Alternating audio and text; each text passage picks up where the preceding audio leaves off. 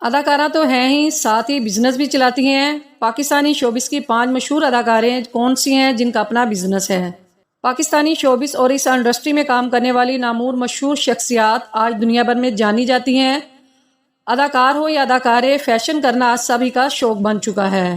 ڈراموں اور فلموں میں نظر آنے والے اداکاروں کے نئے خوبصورت لباس اور میک اپ سے اندازہ لگایا جا سکتا ہے کہ فیشن آج کے دور میں کتنا اہمیت رکھتا ہے۔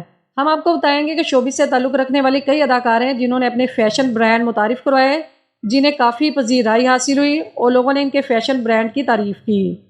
نمبر 1، ایمن خان اور منائل خان۔ ڈرامہ انڈسٹری کی معروف بہنیں ایمن خان اور منائل خان کپڑوں کے برانڈ کی مالک ہیں جس کا نام NM کلوویسٹ ہے۔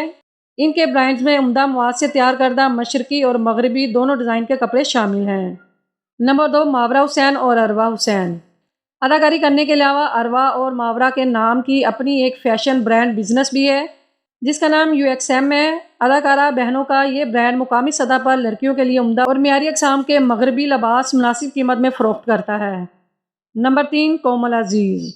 معروف ٹی وی اداکارہ کومل عزیز اپنے لباس کے مخصوص برانڈ اومل بائی کومل کی مالک ہے۔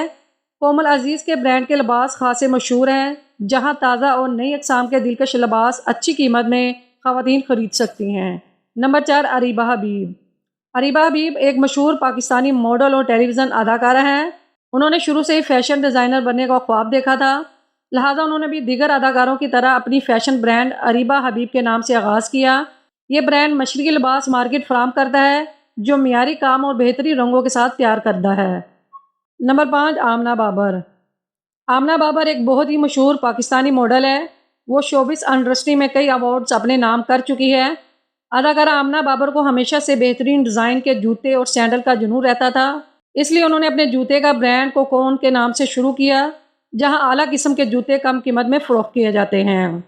لالی ووڈ کی نیو اپڈیٹس کے لیے ہمارے چینل کو ضرور سبسکرائب کریں اور بیل آئیکن کو لازمی پریس کریں تاکہ لالی ووڈ کے متعلق نیو اپڈیٹس آپ کو جلد مل سکے۔